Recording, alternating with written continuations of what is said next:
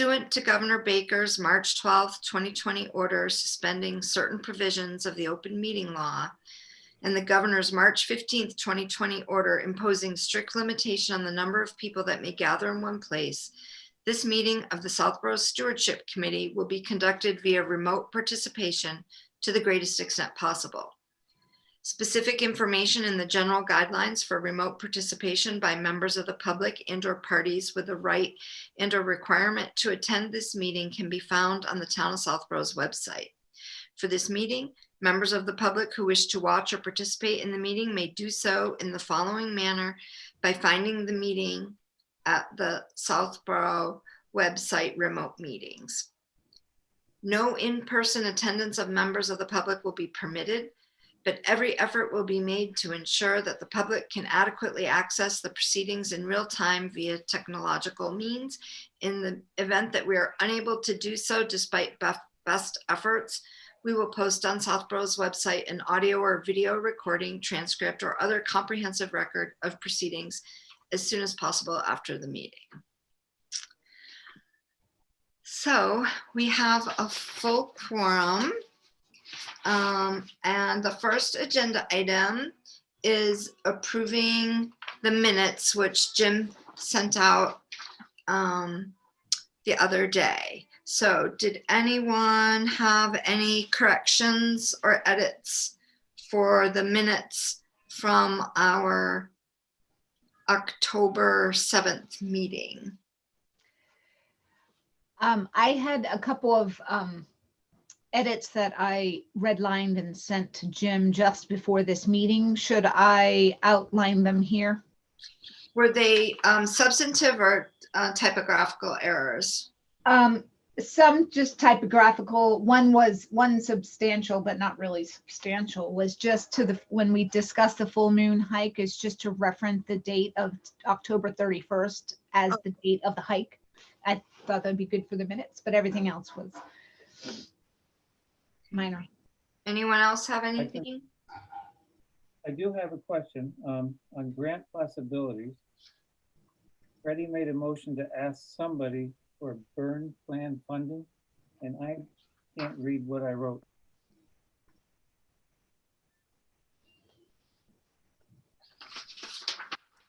I'm gonna look back at my notes.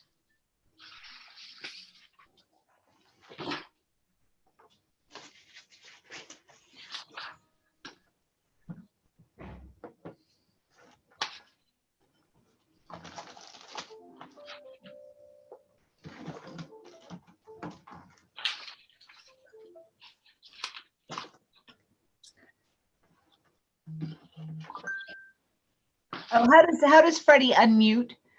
If Melissa, do you have that handy? It should be the same way she muted the *6, I think. Okay, try. Oh, you're probably hearing us now.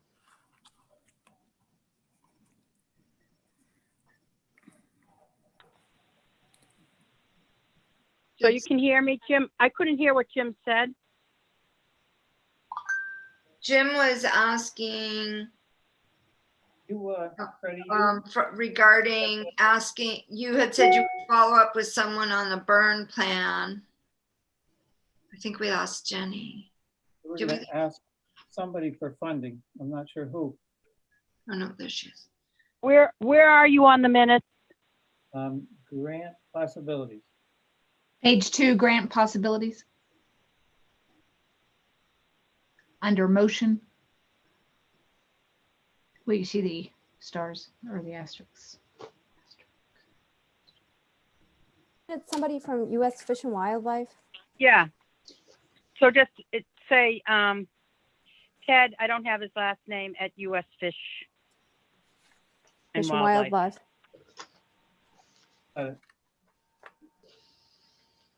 And Kat, I just looked at your edits and I will correct those as well. Anything else from the minutes?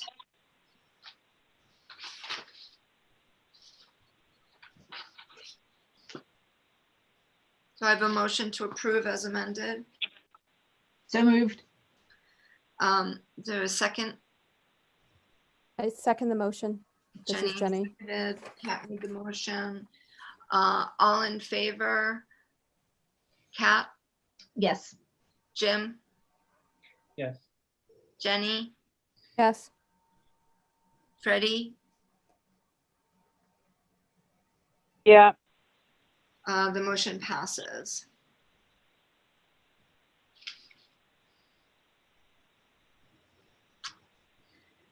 Okay, the next agenda item is any follow-up on the Halloween hike. We had, you know, what I would call a really successful evening with the weather being cold, but people bundled up and in costume, including the glow-in-the-dark cape that Kat wore, and it was just really fun. Is there any items of business? I feel like we probably captured a couple of lessons that we might want to adjust for next time. why don't you say what those are? I guess I was, I don't have them top of mind, but let's see. Getting, managing the Eventbrite things, like that was kind of a learning experience for us.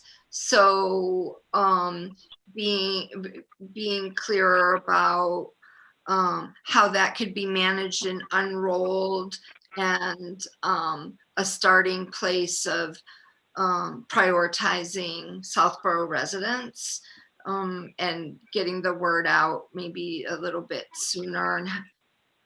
But I think, you know, now that we've used it, maybe that'll go easier. Correct, but we also said we're not starting being an event organizing committee, correct? Right, but I would, you know, to do a night hike once or twice a year on a full moon might be fun. Yeah. We can look Yeah. into it. I don't know. Yeah, and I think regarding Eventbrite, it was a good theory to use groups, but it's really hard to manage groups. Who's in group one, who's in group two. So I know we only did that because of COVID. So hopefully COVID goes away. So we got a partner. But that got really difficult to manage. And at the end, it was all free for all. Just get in a group and go. Well, can I say that? Yeah. My experience using it with another organization was so much simpler. I didn't have people sign up for groups.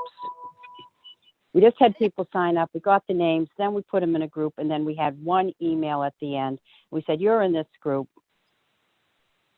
It just made it, you know, with people dropped in and out, it just made it.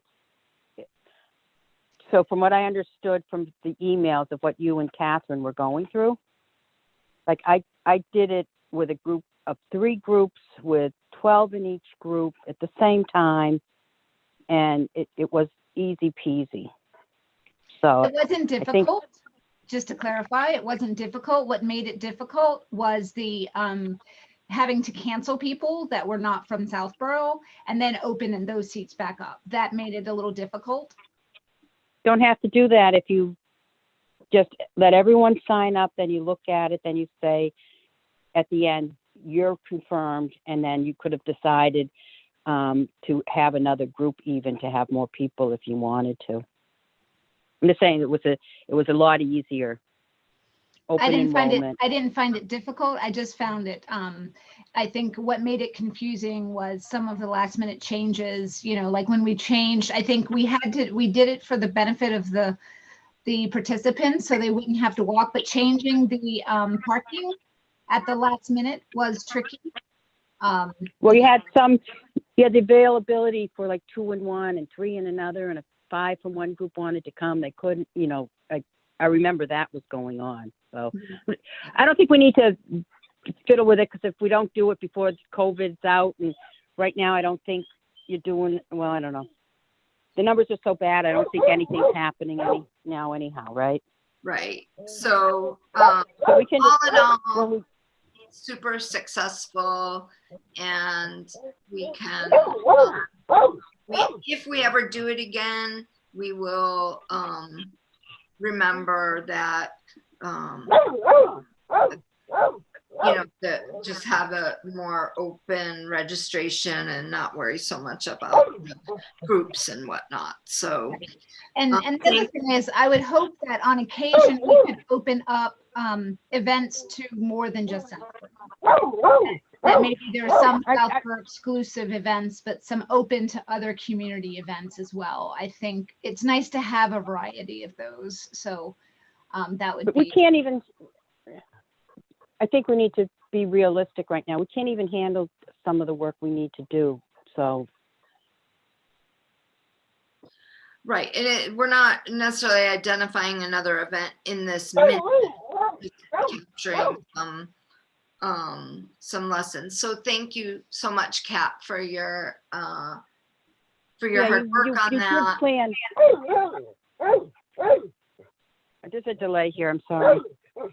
And a barking dog. Kat, thank you so much. You did a marvelous job putting that together and making an amazing event that everyone who went to really enjoyed a lot. Yeah, you're welcome. I appreciate it. It was fun to put together and work with the group to do so. I enjoyed it. And the one thing we did get a few signups, so people can sign up for announcements that are specific to stewardship.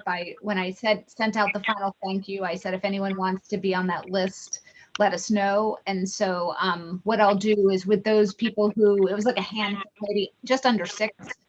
And so I will log them, I will add them to the distribution list for e-alerts for stewardship related stuff and trails related stuff, so that they'll get announcements if we use the town announcement system in the future. Thank you. Yeah, and that could be cool for future volunteer opportunities too. Yeah. Oh, and I definitely saw some good comments on like random Facebook groups, like, the Share and Care, or, I don't know, just random places. So good job. Thanks for everyone for guiding. Joyce, Freddie, Catherine K. Yeah, it was fun. Okay, the next item was Town Forest with the update on the trail naming. Yep, so I still have not created those signs. There's not been a lot of movement with, I've been out on the trails to see if there's any change in those wooden pallets. They're still in the same spot, so, and I'm not seeing a lot of erosion. I will turn my attention to getting the signs for Joyce to approve and then get them posted. And then as far as the naming goes, it was my desire to do that a couple weeks ago, but that went out the window when these took over. So I still have that survey, the fun survey to do with the naming of the trails. So I will, I can plan to have that in the next few days to Joyce and Freddie, if you want to be a part of that as well, just to kind of confirm the structure. I'll put it in a Word document, and then once it's confirmed, we can go live with it and advertise, and just to get people to participate in that, and hopefully do it within the next week, well before the holidays, where it could get just kind of, looked over. And I apologize. I have, this is not easy. I didn't hear half of what you said. What are you trying to do in the next week? The Put out a survey for survey? the naming of the trails in the town forest. The survey. We talked about using, getting the town involved, providing some possible names for some of the trails and letting people vote. Had we gone that far that we were ready to go live with it? Like, I thought we were still going to put some new trails in. Or am I not recalling correctly? I'm sorry, Like you the said we were trail- going to put in some new trails? Is that what you said? Yeah, I thought the trail system wasn't totally done yet. Am I Oh, mistaken on that? I think it is. I think we have that one opportunity where you had pointed out this used to be a trail, and there is, I found the line for the trail, so I think we could just include that as one of the trails, and it doesn't really require a lot of build out at this point, maybe just some signage because you get a little lost in there. So we can Okay. include it as a, an anticipating that we're going to be using this other trail, and then kind of build it out as we need. We can build it out a little bit better in the spring, and then make sure it's marked. But I think on a larger topic, I guess one question I have for the committee is, if we go through the process of naming the trails, do we want to, invest in small signage for these names and have them, even if they're on a tree, to indicate this way or that way, instead of in a post, keeping the project simple. But, is that something the committee would be interested in doing, is putting the names up on the trails so that they're. Well, we don't have any funding for that. So it'd be applying for funding somewhere. Right. I mean, I'd be interested in it because it's would bring a Sounds nice cute. closure to that effort. So it could also be an Eagle Scout project to put up, part of a town forest Eagle Scout project, or we find some funding like we did that time with the other big sign at Town Forest. And question on how do you choose? Did we set up how to choose? Like if you're putting a survey out, then what do we do with the survey? Like who's the ultimate decider? Is this just to get input? Like just pretend there was, a bunch of people who signed up as a joke and put some horrible names. I mean, like who decides like we're not going to name that Rotten Apple Row? Right. And I think we had decided that our approach should be more, let's provide some suggestions, and have people choose those from a list of options and then maybe include like other, and they can add other if they want. And if we love Okay. it, we can add that. But that's one way to kind of help steer the conversation in a way that works for the committee. Can we recommend people take a walk on the trail so they know what they're looking at? I mean, we can. Sure. Yeah, we don't Like, want to end to up be- with Traily McTrail face. Yeah. But, a way to get people out on the trails, is there a way to do a, I'm not organizing anything this year. I mean, it's winter time. We could, but I don't have any time in December. I already know that. If you no, want- and we can't anyhow. I keep forgetting about COVID too. Yeah. But asking people if they, suggesting people go take a walk on the trails Mhm. as they are. I don't know. So, okay, yeah. I got it. I guess it just, to me, it seems like if you've never walked the trail, how would you weigh in on naming it? Yep. I guess it's not that big a deal if we pick the names and they're just, I like that name. It's a good suggestion. I think if the kind of names that we had brainstormed putting forward were things like, Witch Hazel Trail, Huckleberry Trail, that kind of thing. And based on, the foliage and plants and stuff that we know are there. And I think the idea being we'd have maybe more names than trails. So if people are kind of, they're picking 6 of 10 names or something, whichever get the most, with an opportunity to do a write-in, and then we decide. And if it's a survey they click through, in the instruction, encourage them to go walk the trail and be inspired by a name as well, for a name that they could write in. I think that, it's a nice way to try and engage the community. Yep. So I guess for me, I maybe not following along so much, but I wasn't aware this was coming up like something we were doing immediately. So I apologize. I don't have any ability to do anything in the next, through Christmas. I've got like 5 huge projects on my plate. I can't even think about it. So I'm going to opt out of that. Okay, so I'll send it to Joyce, and if there's any feedback, anyone else want to see it, you're welcome to. Were we ready to move forward with this? Well, think we were thinking about doing it this fall, but, Okay. I think one of the drivers was the interactive mapping that the CMRPC was doing, and they were including the town forest. So if we had names for those trails, we could include that information with their GPS mapping that they did back in August, was the reason. So there's a time driver, which makes sense. Yeah. Okay. thanks, Kat. So for Thanks, now, Kat. don't Yeah, I need just forgot anything, about that. from me until I get something from you to test the Yep. voting. Okay. Sounds good. Thank you. Okay. Kat, if you want to send me, like, I can help with name suggestions or whatever also. Awesome. I will. Thank you, Jeremy. You know, I'll weigh in once it gets closer to it. Like, are you doing this week? I won't not look at it. Okay. I guess feeling a little overstressed, especially sitting here in the dark right now Yeah. with a Freddie, barking dog. no one around me has power, but Mike and I have power. None of my neighbors do, but we do. So Yeah, there's a little map and it comes to a point right before your house and you're not in this out zone.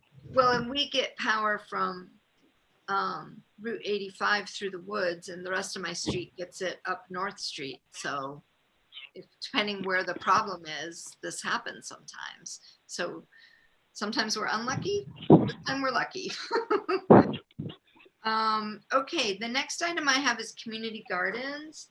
So, I mean, Isabel claims that it was really well cleaned up. I am not convinced It's not. it's really true. I mean, I was over there in daylight and I still saw a lot of detritus. And she's asked me about the stuff from Becology that's leaning against the shed, which really would fill up the whole middle of the shed. So we do So- have a solution for that storage. Here's a question. They have all their stuff in there, so what's the problem? I don't understand. They don't need to go in there again. I mean, I could be wrong, so we didn't put it in there because, obviously would want to ask. But if they're not going in there again into the spring to get the hoses out and then they communicate with us, what difference does it make? And is that shared? And otherwise, should we have our own shed built? Because Well, and building our own shed is a big undertaking that we're not probably ready to take on this minute, but I guess my feeling is, and Melissa, maybe you can wait. I mean, it's a town resource, and as stewardship, we oversee community gardens. We should be able to access it if we see space in there, because our stuff would literally just lie in the middle of the floor.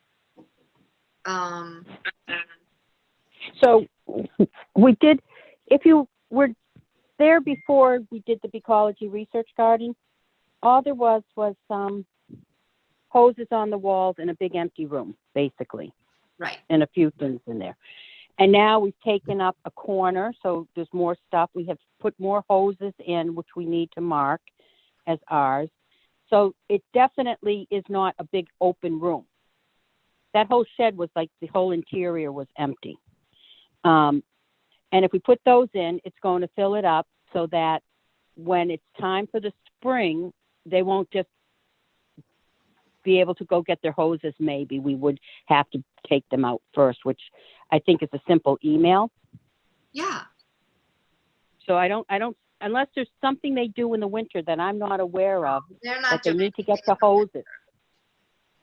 I don't see that there's a reason we can't both share the storage area, I agree. but I think we need to ask. Well, I mean, I And- did ask her, I emailed her and she kind of said no. And I just said, well, I'll get back to you or something. But Melissa, do you see any problem with this? Like us using that? Yeah, I really think it's just an agreement between you and the community gardens. You know, if there's space, there's space. I would kind of go with Freddie in the sense that if they're not going to be using it, you know, and there's space available, then it makes it easy for both people. You know, I think if it was filled to the brim, it might be a different story. Yeah, so here's what I'm gonna suggest, that I email Isabel and say, I see, you know, your hoses and stuff are all put in, we're gonna put in our stuff. And just communicate with me in the spring and we'll make sure our stuff is out of the way so you can access your hoses, and we'll make sure ours are labeled. So I think I'll just email her and suggest that that's the path I'm going to take. Does that sound reasonable? Sounds good to me. Do we? Yeah, you might say, I don't know, is there anything is there any reason she needs to get to anything between now and the spring? I think give her that option. Like, is there? Like, I can't, we can't imagine, but what if there is? And that, Yeah, I'll do that. like, once it's shut up, it should be shut up until the spring, right? Yeah, I'll do Is that. I will. what I'm thinking. I just Yeah. want to be, you know, I'll be happy to meet her down there ahead of time if she'd like. There's another issue with that area that we should discuss. Yeah. The back of the shed, which isn't where it should have been in my mind, is the compost area. So you have a lot of vegetation debris, a compost pile up against the shed. I believe that is likely to cause Rot. damage to the structure. Is it So that should right be, up against the shed? I thought it was more in the grass. it's right up against the shed if you look. Take a look. Don't take my word for it. Somebody needs to look. But I think we, you know, working together, find a way to have that removed.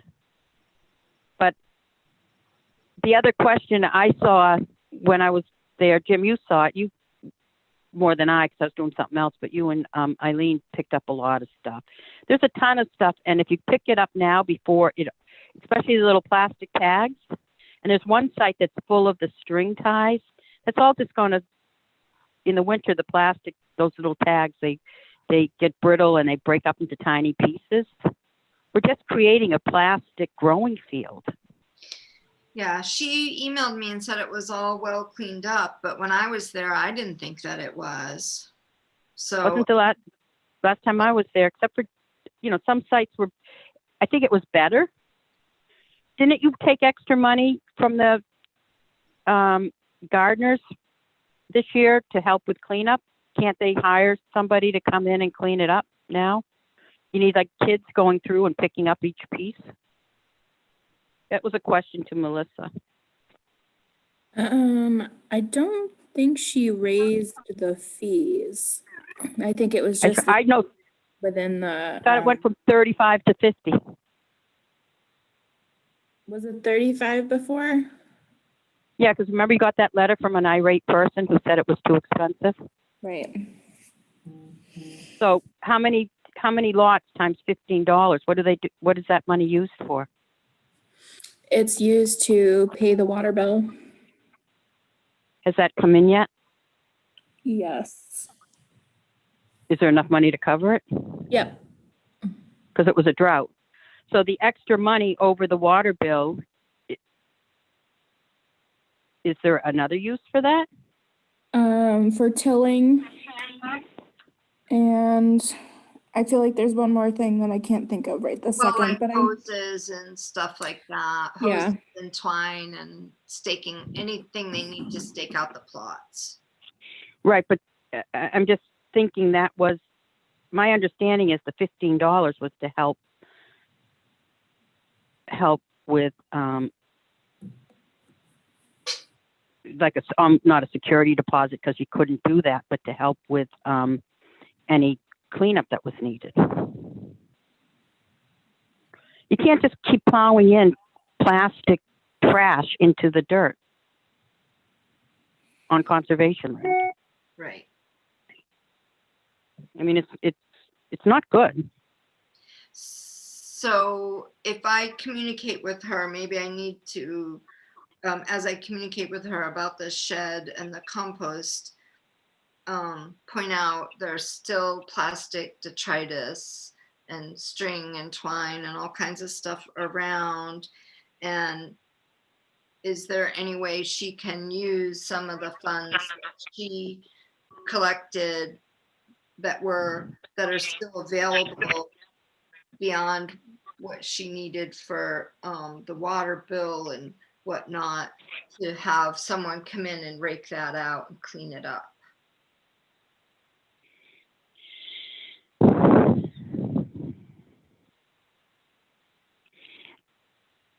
And I know this isn't our oversight, but a lot of people were complaining about the condition of the property, the dirt, the not being loam, it needed that in, and maybe that's something she also needs to consider. But I don't know. Didn't you get those complaints, Jim, when you were there? Yeah, it definitely needs some more organic material mixed in with the soil. I suggested that people could help the administrator and get together over the winter and come up with a plan for, it's almost like have some responsibility in helping to help. It's like I think she's under a lot of, I'm not sure that she gets a lot of support from the rest of the gardeners. They just come in and want a garden and not provide input on making it better soil. So I don't know how expensive that would be, if that's a cost she's thinking she needs to cover. Has she raised any of these things with you, Melissa? No, I think the only emails I've gotten were the ones that you were copied on, or vice versa. Okay, so I will, Are there concerns that she's raised with you guys that we don't know about, or? I know, I think we covered that. There's nothing additional, is there, Melissa, that we've received? Nope. Those are the topics that have come up, like the shed and her telling me that the place was cleaned up. So, Do you want a meter there to show her where it's not cleaned up? I can offer to.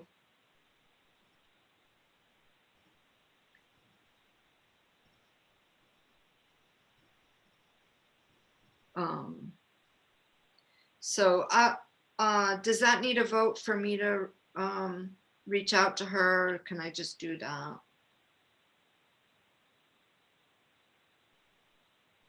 I think you can just do that. Yeah, that's what I thought.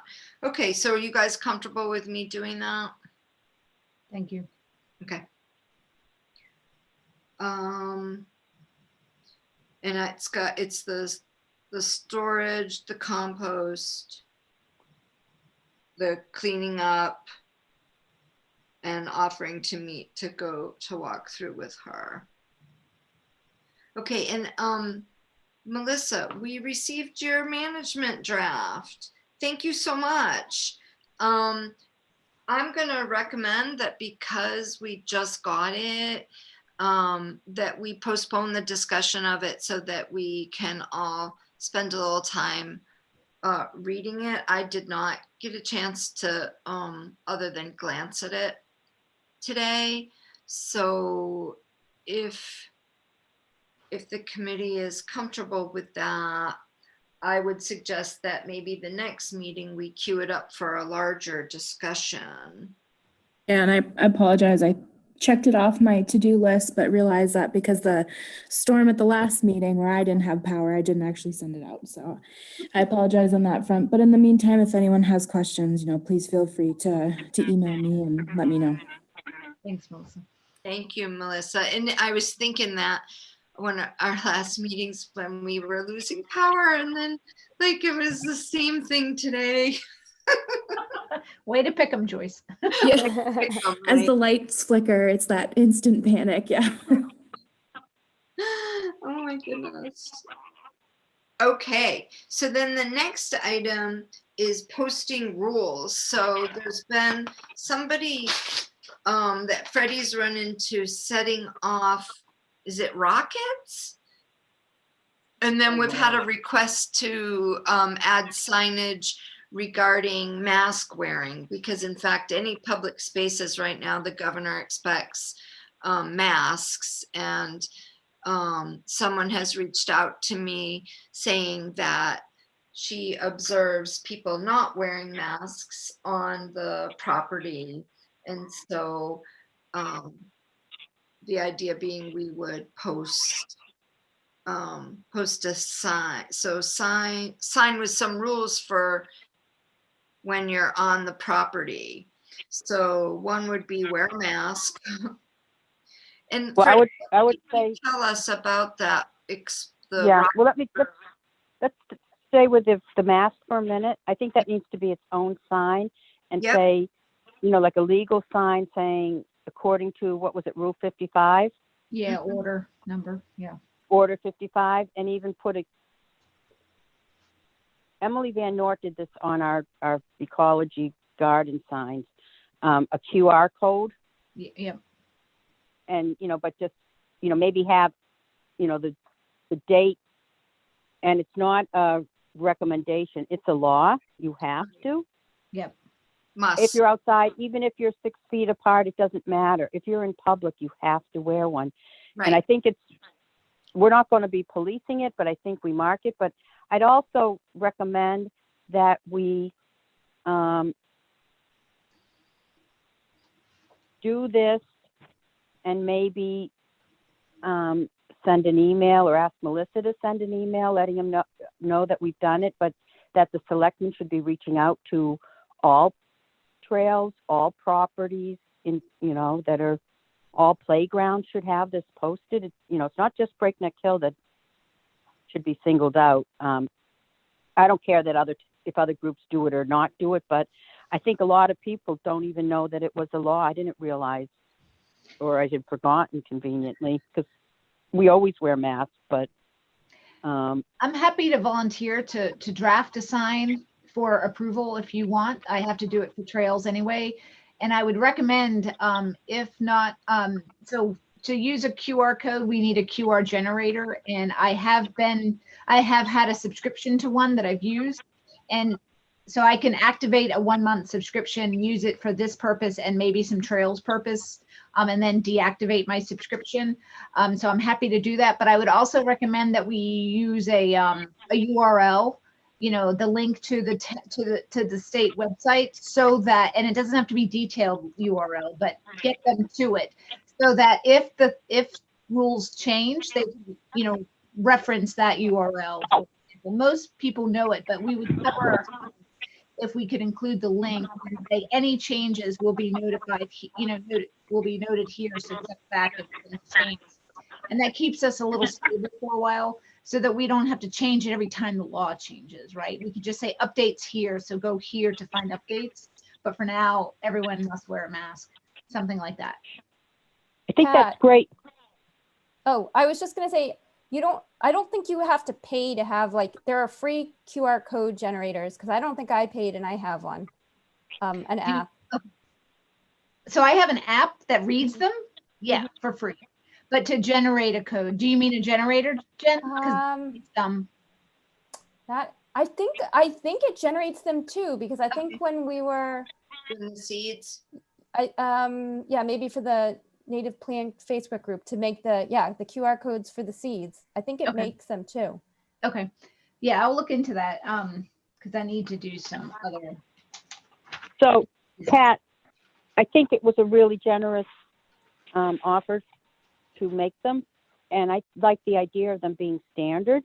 And if we do that, maybe we could send that to the selectmen in the email. Oh, okay. Yep. Like we're making these. It would be what? Once we approve it, you mean? Do we need to approve it? If it does the law, we're just going to put it up, right? Yeah, I think if you do it, we just do it. Yeah. Okay. I mean, we're here at the meeting. You're not going to write anything that's not in the law. We're going to put a QR code on it. I think you've got our approval, and then when we send a letter to the selectmen, say, we're putting these up at Breakneck Hill and it's a, here's the template, you could use it on the playgrounds, or maybe, I you know, thought if you wanted to. I thought the playgrounds were closed. Fayetteville I Park don't is know. not. Oh, okay. Yeah, and Fayetteville Park is not. It's a very popular destination these days. So it's not our job to mandate what other places do, but I don't think it hurts to mention that somebody contacted us Right. And and then, share, you know, making sharing that- a resource. yeah, then making that sign available only helps another party make it easier. So thank you, Kat. We could send it to Salt too, because I was at the Beals Preserve on Sunday and people were walking by without masks. Do you guys say anything when you see people at Breakneck Hill or others that aren't We're wearing? not the police.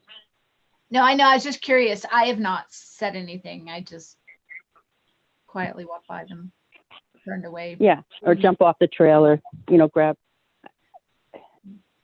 Yeah. Yeah, it's like we're not the police. And it's such a tentative, touchy subject. So I didn't know if anyone had that experience yet. So go to the other topic if we're done with that. Yeah, so the other part of the sign topic is Freddie has observed a couple of times now someone setting off, I guess, like rocket type things up at Breakneck Hill. So what it is a device that you smell the black gunpowder, and I guess it's an electronic ignition. So there's a spark, which to me is fire, right? And it sends the rocket sky high up in the air, and then the guy has to go find it, which the first time he said, we don't think this is allowed, and he had 2 children with him, and he was pleasant, and then, but I think it was the same guy I saw another time, and I told him again, and he said he had gone to the website, and there wasn't any postings on the property, and there was no postings on the website except for something from 2012, and it didn't say anything. And it was a very, you know, cordial conversation. And I was down at the Ecology Garden, and this was being set off up at the same place Eileen and I saw it the first time, up at the Summer. Hummingbird, Oh, the Hummingbird Garden, right? So he had walked, the only reason I talked to him was because he walked down looking for this thing that had been shot up in the air, all the way down to the Ecology Garden. And I said, well, it's not allowed. And then he said, so he'd obviously, I think after the last time, gone to the website, and it didn't say anything that couldn't be done. So I'm like, well, and then I'm like, well, there's a rule, you have to walk on, you can't walk off trail. And obviously you just walked off the trail. And secondly, you shot something up in the air that landed somewhere that you don't know where it is. So now you've trashed, you know, you've left trash on the property, which isn't allowed. And it was a nice conversation. And then later I saw him up there shooting it off again. So, you know, obviously we need to decide what language that would cover that, and then how we post it, and all the things we don't allow that we never want to have a big list of. You can't do this, you can't do that when you get to the property. yeah.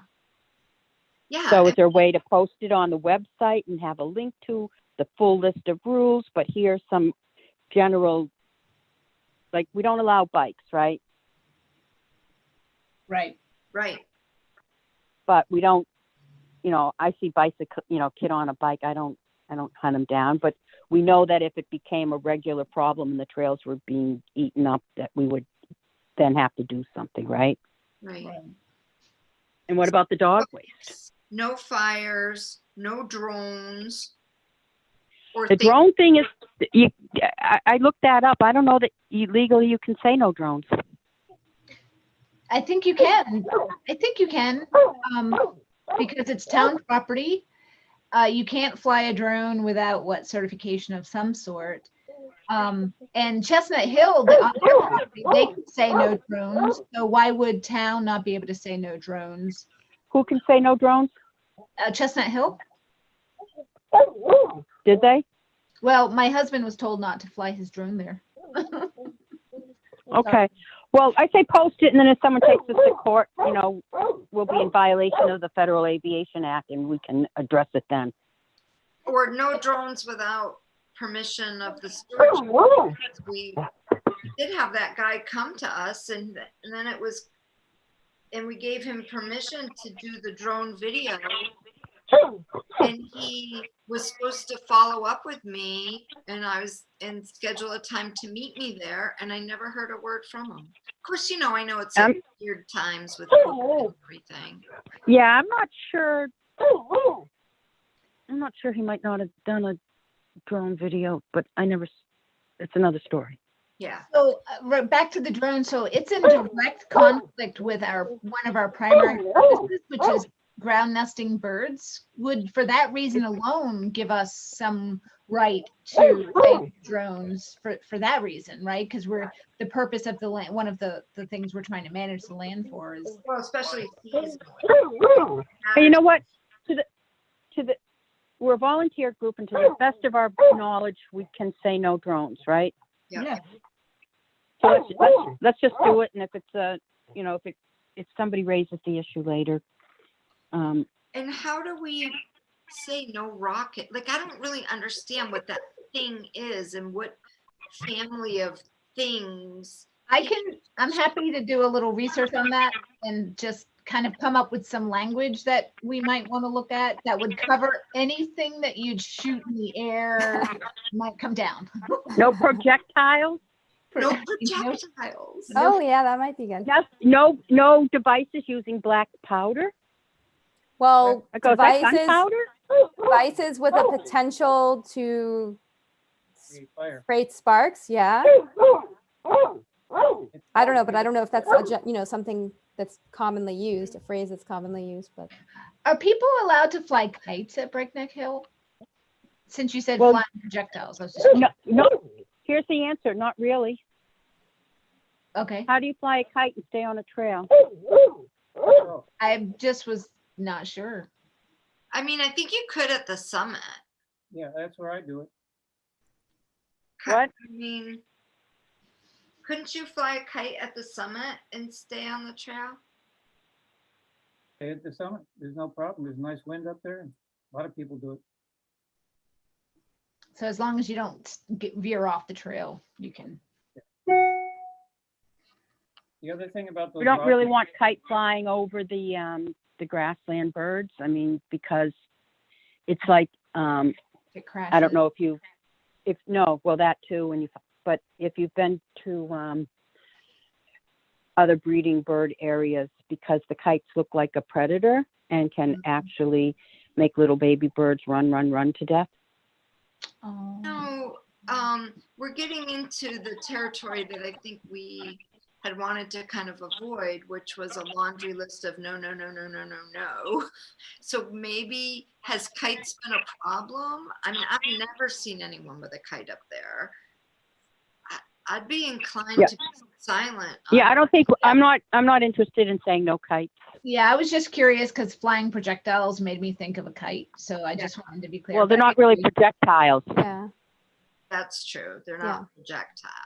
So Any rocket device, any black powder, anything with an electronic ignition or motors, fire, shooting things up into the air. I mean, you just know we know it when we see it. it's like the Supreme Court.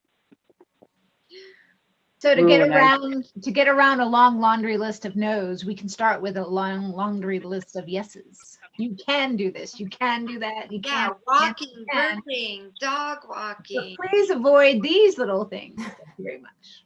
So- picnicking. You know, there's a whole, here's the thing.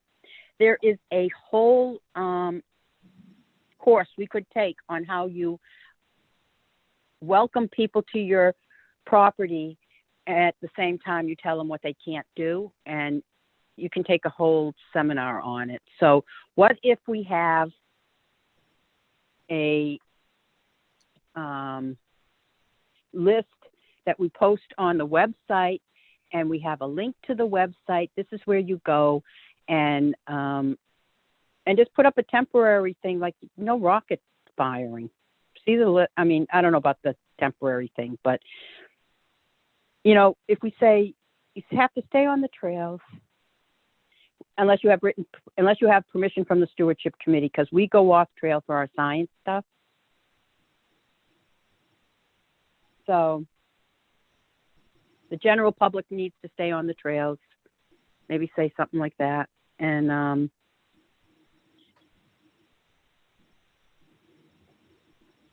or do we just say we have a new list of rules and check the town website for it?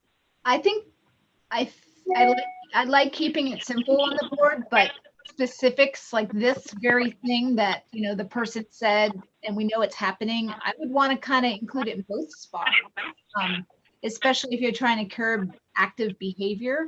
So you can't, someone can't say, well, I didn't have time. I didn't have my phone with me. I didn't know, so if there's something important to us, I wouldn't mind it being on both the board as a sign as well as the website. And maybe the website's the expanded list and the sign has most important to us, or some way of prioritizing so that it fits our need. Okay. Does that sound planned? Yeah, and I would suggest for this case, because it's ongoing, that a simple post at the entrance, that pole that when you walk in, so you don't have to go over to the kiosk, that it would just be right there. No rockets. Rocket Man. See rules on town website, updated rules.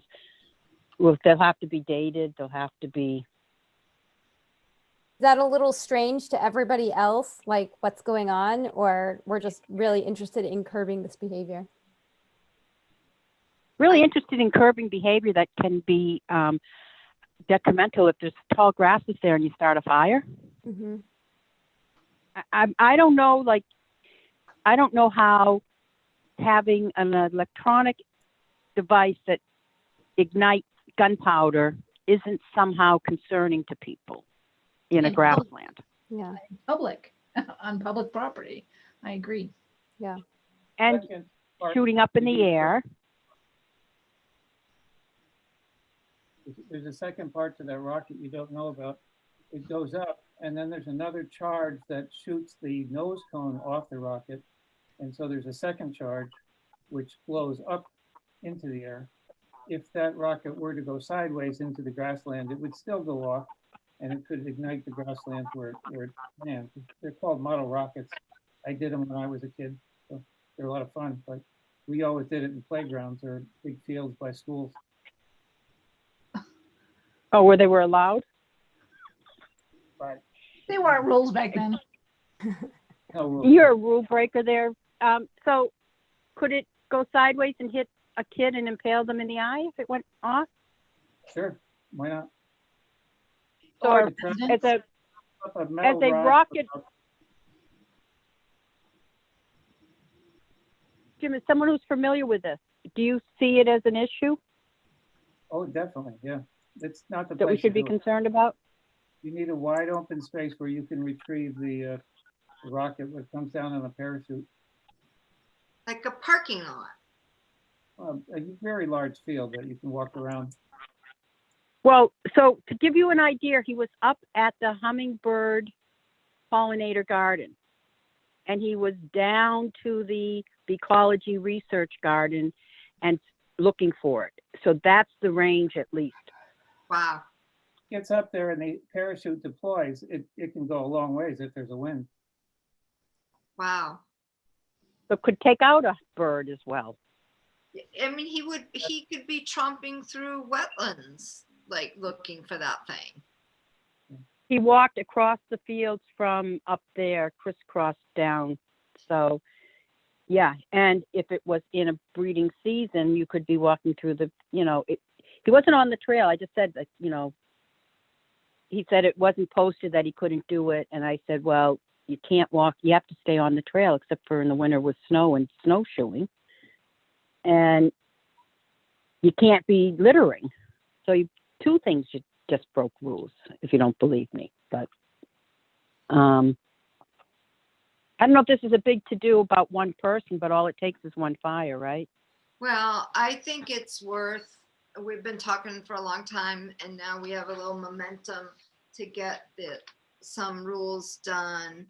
So I know, Kat, you said you would do the mask sign and then research some language around these. I will also research some language around these signs that maybe other places have done. And this will be good homework for us just to get done in prep for the new kiosk, right? So when he does come out, when the Eagle Scout gets ready, we'll have all of this stuff already ready. So it's probably a good winter project to undertake in prep for the I new agree. kiosk. Yeah. All right. Anything else on that? So is this a future thing or what?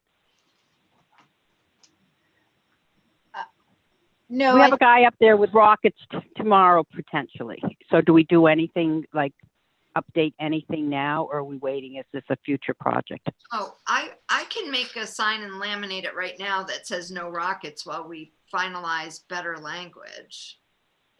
If you want me You have to put a date on it per the stewardship committee or something, Joyce, I can. and put a date and then it should go on the town website wherever the other rules are.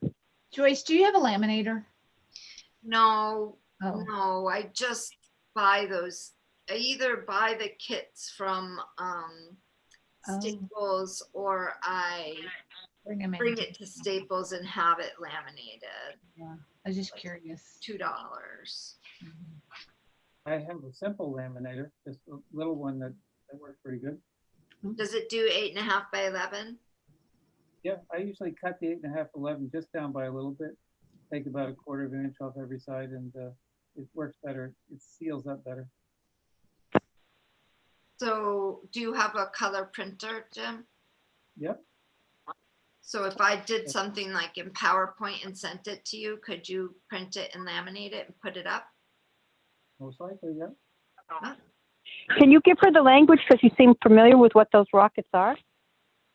They're called model rockets.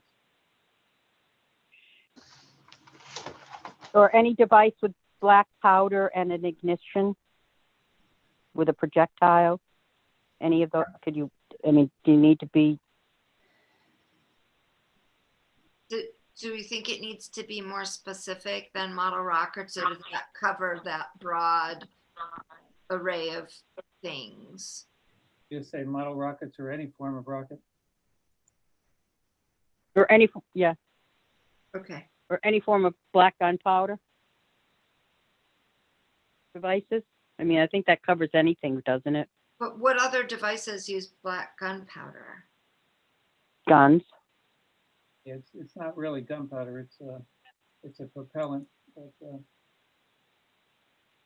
Black similar. powder. With black powder, it would blow up. It's more controlled burn. I think we'll be okay with the model rocket language. Yeah, I think so. Okay. Okay, so I will do something in, can you print? Do you need one for each entrance? For the community garden and the trailhead. Yeah. And then we'll get that language to you, Melissa, and you could post it. Of course. Thank you. All right. Freddie, you had asked me to put RFP on the agenda. Oh. Yes. So I don't know, because I'm sitting here in the dark and I can't see the agenda. So I don't know if I'm going to put two things together, but we applied for the Mass Wildlife Habitat Grant. And Melissa was very helpful. It wouldn't have happened without her. It was Thank way you, harder. Melissa. Yeah, thank you, Melissa. She deserves a lot of gratitude for getting it that far. And I think the best I expect to come out of it is that a real better understanding of how to do it differently next time. It was very complicated because I hadn't realized we had, I don't know, something like 5 different unit areas or different treatments within the unit areas. And each one was almost like writing up its own separate grant. I mean, I would have, to do it over, I would have focused on just one thing, or I don't know. It was way more complicated than I anticipated. And so I heard they are announcing in December. You don't know any different than that, do you, Melissa? Nope. So I asked somebody and they didn't know at Mass Wildlife, and she said to contact the head guy. So I might do that just to see. But the reality is we need to do the work one way or the other, right? So we should be ready to put, whether we get the grant or not, we have some money to do some of the work, but it would likely require an RFP, which means, and if you get the grant, you have to get all the work done by June 30th. Some people said it was so crazy, the timeline so tight that they didn't even apply, Sudbury Valley trustees. So we'll be notified if we did get it or not, that you have to, an RFP can take time put together. And then you have to put it out. Do you know the timeline for that? Is it like weeks that people get to respond? 30 days? I don't know, Melissa right now. 30 days? I was guessing 30 for something, but Melissa's probably not. I feel like it's either 30 or 14, which is very different, but Well, at least it's not 3 weeks that I thought, so that's much better. So we're still talking, by the time you get them, then I know I did one once, and I was like, I never wanted to do another one, because then once you get it back, you have to go through all the responses and, do a fair appraisal and choose somebody. That's a whole process. So you're talking at least a month or more, Aren't you a month and a forced to- half, maybe? Aren't you forced to go with the lowest bidder? No, You're not? no.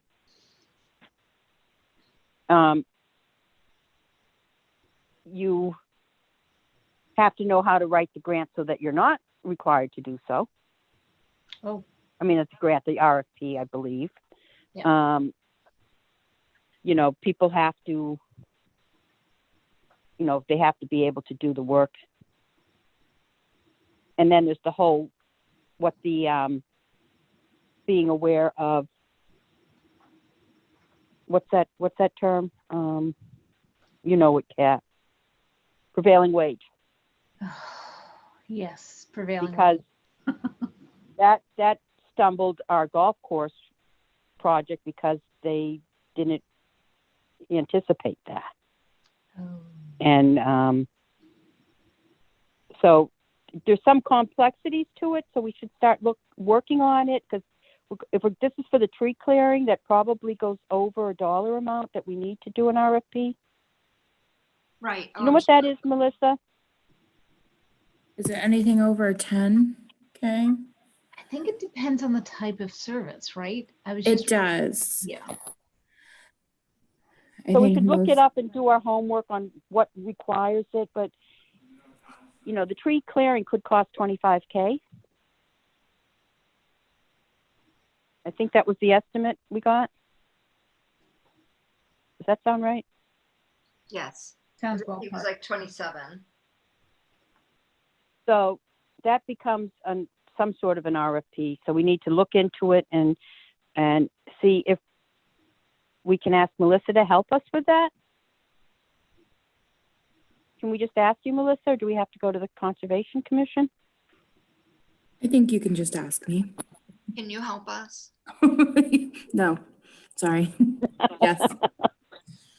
Thank you, Melissa. So we should start to look at it, because whether we get the grant or not, we're going to have to do the RFP. And you have to do the tree clearing in the winter, right? So we have a shrinking window of time. Because we want to do it in January? That's the coldest month, January, February? January, February, I think would be the best time for tree clearing. So we would want to get that RFP going in the next couple of Like- weeks. Yeah. So there we go. Okay. And then the other part of it is the orchardist who we don't need an RFP for. We may need to do some, at the dollar amount, we may need to make some phone calls or get written responses. And maybe we should check in with Vanessa, who's the procurement officer for the town? Or is that something you can do for us, Melissa? What exactly do you want me to look into? Just to make sure we're doing what like if we have you, maybe we don't need to follow up this way. Just you'd be in communication with whatever the procurement requirements are for us. Yeah, I can definitely facilitate that. I mean, I think there are definitely other people within Townhouse that understand procurement better than I do, but I can facilitate that discussion. Actually, I just remembered I had already reached out to somebody who sent me the sheet, so I can send that around so everyone can look at it. So the Because- procurement, I believe that in those loose leaf notebooks that have our old plan and some other stuff that Beth put together for us, I think at the very back of those are the procurement guidelines when you need to compete and all that. I don't have mine handy. I have it here. I'm looking. I have it here, procurement chart. Gee, I'm good. I had already asked for it, so I can email this out. Yeah, well, I think we have it in our notebooks. Oh, it says, so under 10,000 is sound business practice. 10,000 to 50,000, use a written purchase description to solicit written quotations from no fewer than 3 persons who customarily provide the supply or service. Yeah, so I think from that 10,000 to 50,000, you get the 3 quotes, and that's when you don't necessarily have to pick the lowest bidder. You can pick someone who is most eligible for the job. It's over that 50, or if it's a specific type of like building, then that comes into the lowest bidder. Yes. Oh, so the over 50 is like the at least 2 weeks, post a notice in your jurisdiction's office and at least 2 weeks before bids or proposals are due. So yeah, so actually, yeah, notice advertising requirements for 10 to 50 is none. So we just Correct. So you post. just have to at least solicit 3 quotes. You don't, if they don't respond, it doesn't matter. That still counts as soliciting one. Oh, good. Oh, so we're not doing a full-fledged RFP, thank goodness. So we don't have to do an RFP. That's what I was going to just say. If it's just soliciting 3 quotes, Yes. which is a little bit lower bar for us. So that's good. A little bit. I actually said I'd poke myself in the eye with a hot poker before I do another RFP. Well, we can't have you blinded. Well, I'm a little blind right now in the dark. All right, so that's good. At least we'll move forward on that. I'll find out when the grant announcement is, but can the committee say that I'll work with Melissa to see what we need to put together for this? What's it called? Re-solicitations? Procurement procedure.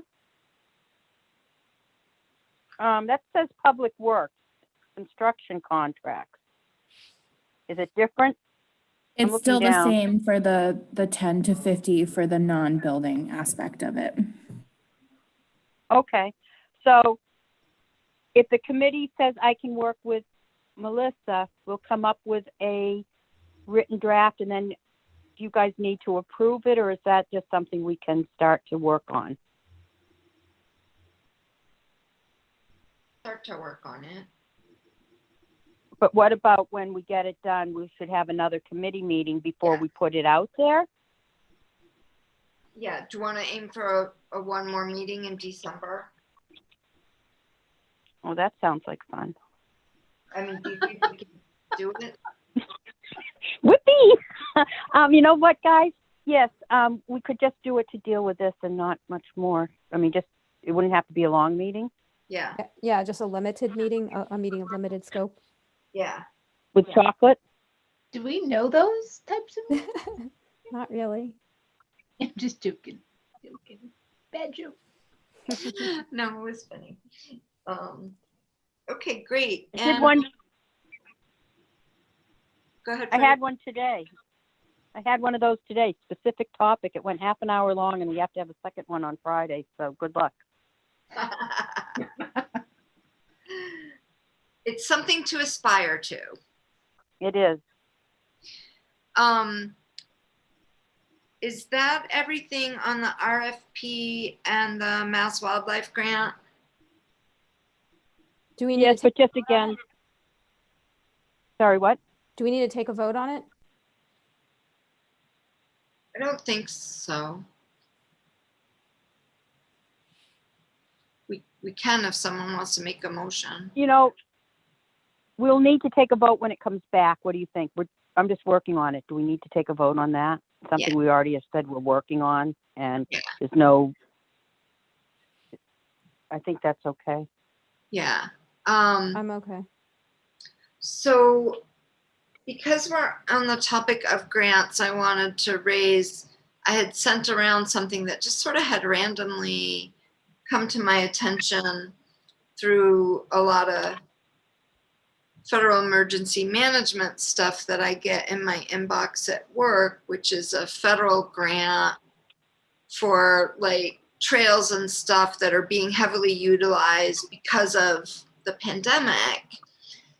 And I looked at it and I think we would be eligible, but the maximum amount is 2,500.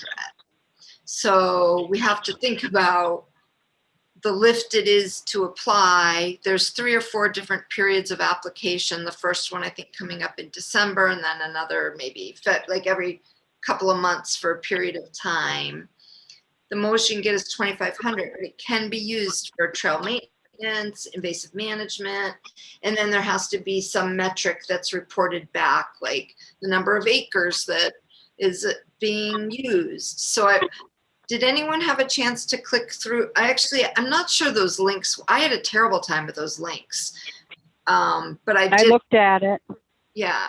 I So looked at it I had a also. couple of comments on it. yeah. So what do people think? Well, I noticed that the grants go through till March. So at first I thought December something. I said, that's kind of tight. I think we could revisit it, but I'm always try to be aware of, the tail wagging the dog when you go after a grant. Is it a good fit? And one of the things it said is it has to be COVID related, an impact caused by COVID is how I read it. And also that it has to have a big volunteer component. So now you're not only writing a grant and writing a report on the grant, but you have to be managing volunteers somehow. So that I think I noticed that too, though I got excited. On a project that the volunteers are doing work to fix something that was COVID related. And before I saw that, I was thinking, we have some issues with a lot of trail use, and it's a topic I want to talk about in a bit, but parking is an issue. And, if we could use it for that, but $2,500 isn't going to do much. And Right. volunteers aren't putting in a parking lot.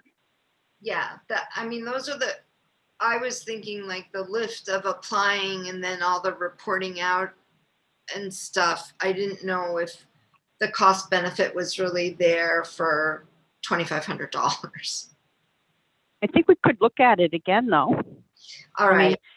Put it on the next agenda, not the short one, but because it is out till March. Yes, there's other opportunities. Like I never thought we would apply for the December, but I thought one of the next two, if we were interested, that maybe it would be something we could manage. Okay. Yeah, and I guess, I think the kicker is trying to come up with an idea of something that's like a COVID impact, like basically an impact of having more people using, we definitely have volunteers doing work, like all the volunteers who did the work at the Ecology Garden this summer, that doesn't necessarily tie to the, impact of having more people visit because of COVID. Right. Nope. And you're not getting those volunteers for a COVID project. Okay, so I'll cue that up again. We don't have to talk about it more now. I'll try and hang on to that. I have another grant I meant to bring up, but yeah, go as ahead. you're talking about grants. Yeah.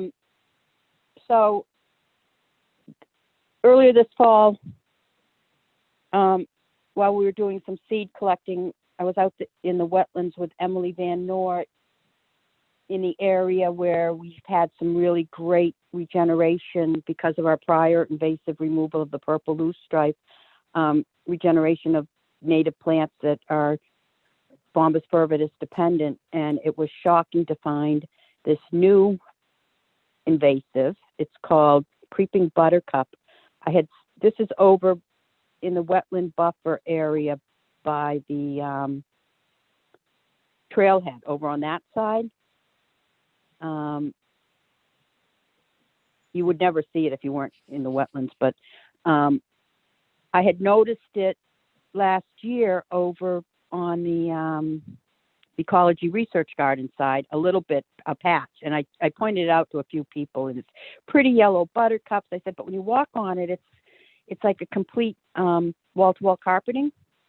And I said, that looks a little bit, whenever I see things like that, monoculture, you start to think maybe it's not a native and maybe it's not a good situation. And then I noticed there was another area, a large area over on the back side where we're talking about the apple grove there over towards the pond. And then this area, I don't know if it was a quarter of an acre or something. It just, it was just solid, this one plant. And I looked into it with the Suasco Sisma, the Suasco Watershed Cooperative Invasive Species Management Area. And we've worked with them in the past. We got a grant for them before. And I sent it out, and it turns out it's on what's called the EDRR list. So that is early detection, rapid response. The idea was almost like, Ghostbusters. Like if you found this, everyone would get in their vehicles and rush over to help you get rid of it before it got established, because you can't get the existing invasives out. We control them, but we'll never eradicate them. But when new ones show up that are particularly nasty, you want to deal with them before they become totally widespread. So this is on that actual, high priority list of the watershed-wide SISMA. And when I sent it, they have a small grant, the one we got before, and I was actually encouraged, why don't you apply for that? So I thought if the committee said to say so, you'd have to, I think it has a December deadline. So it would be, or we're not going to have a meeting, I don't think, before the application's due.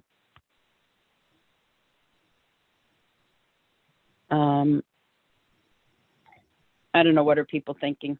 And it's a small grant. It's another 2,500, but it was one where I was invited to apply. Doesn't mean you're going to get it, but That makes usually me. people don't invite you. What was, Huh? what did the application process take?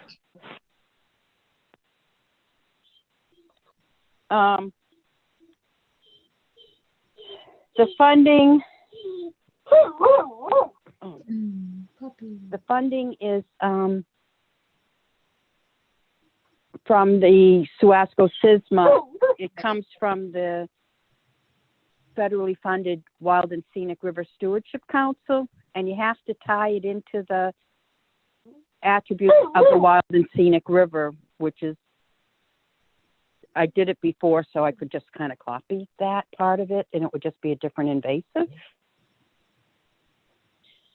So it could be as easy as copying the reason why this is important.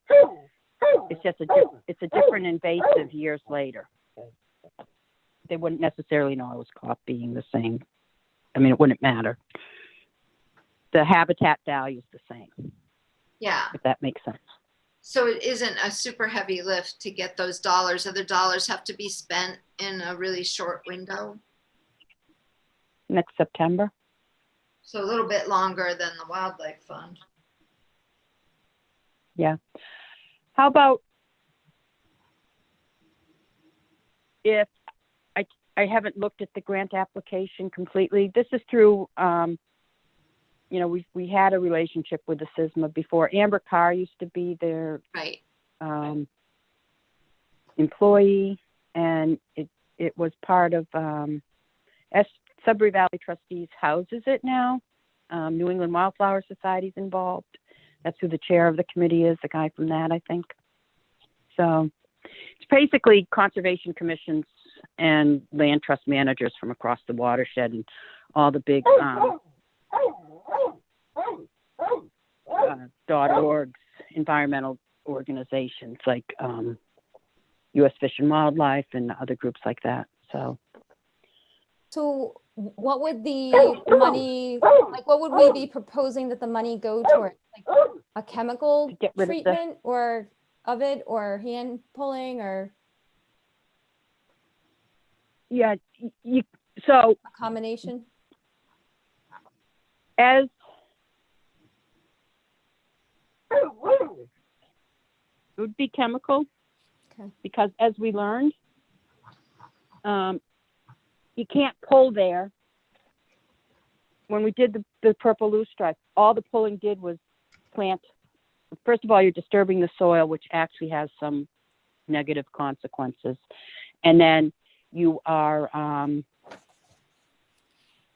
planting the seeds of everything else that we just worked to get out of there. Yeah. You pull, you have, when we did the purple loosestrife, basically we planted more purple loosestrife seeds. Came in heavier after we did the pulling.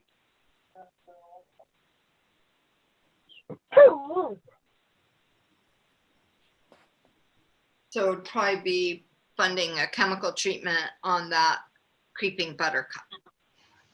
Yeah, and we're already committed to the chemical treatment continuation of the project we already started. So it's not like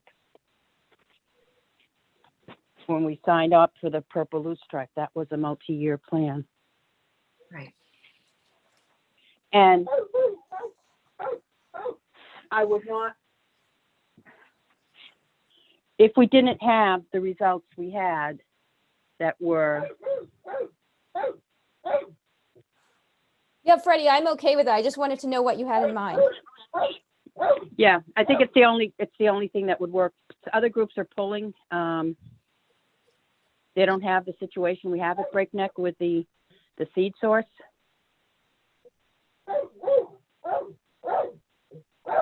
And they've gotten nowhere. So, unfortunately. And then who are we hoping would do it? Is it someone like Chris Politan, or is it just like anybody who has like a herbicide license and you point out what it looks like? No, we never have used anyone like that. We always use, first of all, to do anything, our our criteria has always been the highest qualified applicator we can, use. And they have to be, they have to have all their licenses, but there's some, Chris Politan is definitely who we would aim for, because he's the, one of the best in the state, and we're already working with him. He knows the land. It could maybe be combined with the purple loosestrife anyhow. And the other one is, if he's not available, it would have to be someone of his caliber with his level of references, which, is not easy to find, unfortunately, but, and you have to have the $1 million insurance policy. So, yeah, if Chris can't do it, I don't know. Actually, there's a few other people that we could, use that we would have to decide on, looking at the credentials, of course. I'd want references.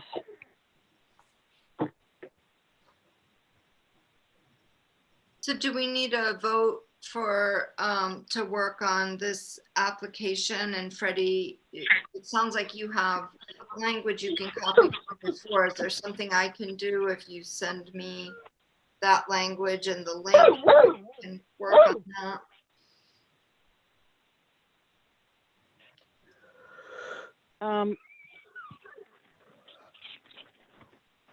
Yeah, I don't know. I'm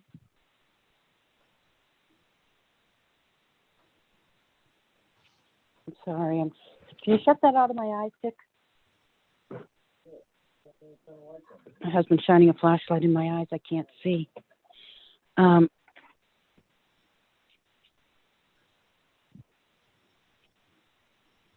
Yeah. How about I just try?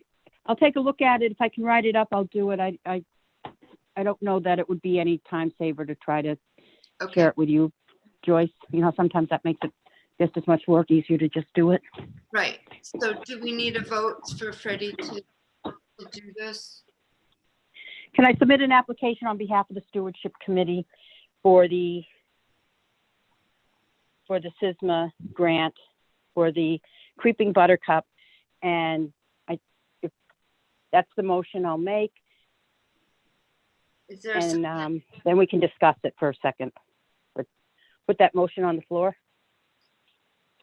Do I have a second? So moved.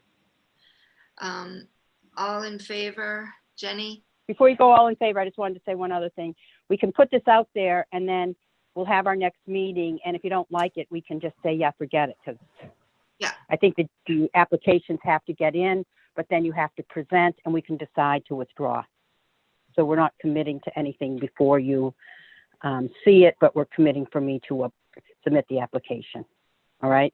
Yeah. Do we need a second? I didn't. I thought you did second it, Kat. Oh, I thought I moved it, unless you moved it and I seconded Oh, it. so moved. Oh, a second. Is there a second? I second the motion. Jenny seconds. All in favor? Jenny? Yes. Kat? Yes. Jim? Yeah. Freddie? Yes. And I also am in favor, so the motion passes. So Freddie will work on that and we'll queue it up again for our next meeting. Right. And just know that if I can't get through it, I can't get through it, but I'll try. Okay.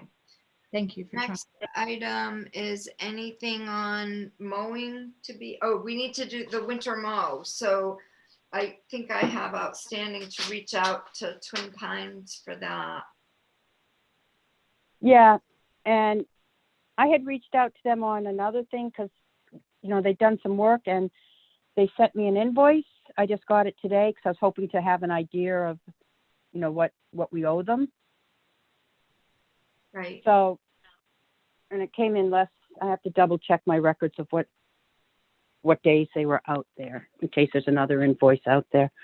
But before the winter mow, we want to flag some things, and Dr. Jagir wanted to do some areas where he was going to, I don't know, try to create some nesting habitat in the grasslands in the north pasture, and that we would then flag that for that not to be mowed. I don't think he's gotten out there. I don't know if he still plans to. But if we can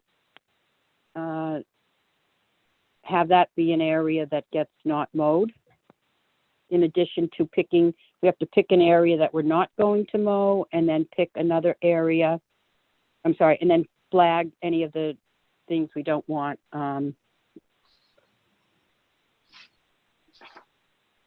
Chop down, like the pussy willow and the roses. And there's another patch of the, I think when we didn't mow the E we did it this year. Some wonderful things came in bigger that had more diversity of bees on them, so that it might be beneficial to not mow those again. On the other hand, now you have some more invasives coming in. There's a lot of the invasive bush honeysuckle started to come in at the bottom of the hill towards the grassland D, where E comes to the trail in that section. So, my saying, it's always something.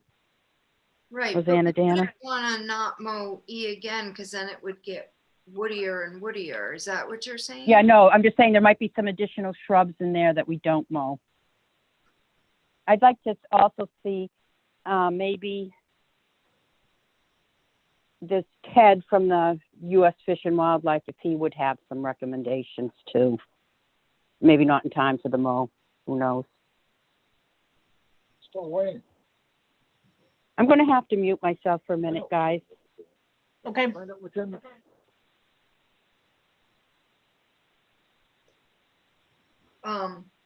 So it sounds like we're not quite ready to ask for that winter mow, but our time is gonna run out quick if we don't get it done. Mhm. So, last year we didn't do E. And the prior year it was G, I think.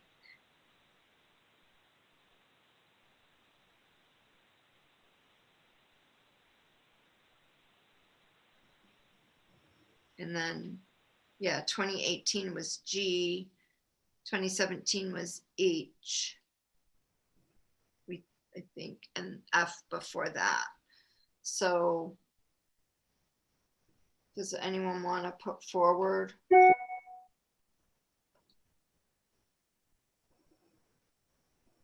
A field to not mow this round? Can you say them all again, Joyce? So, 2019 was E. correct. 2018 was G. 2017, I think, was H and I. And prior to that, F. And then probably J and some of H in 2015. So we could circle back and start at the beginning again, J and some of H. I like that consistency. Like a 5-year cycle. Mm-hmm. Remember.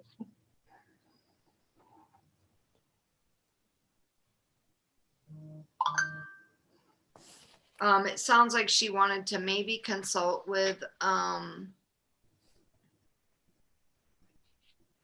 Wait, she said, I need Freddie to needs to- talk.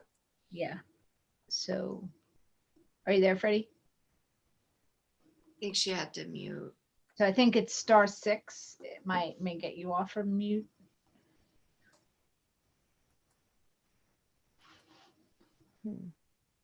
Or did she text?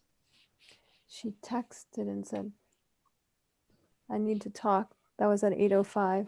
*6, Freddie. It doesn't show her phone as muted, so maybe she muted on her actual phone. Oh, maybe it's just your mute button. Because on Zoom, she's not muted.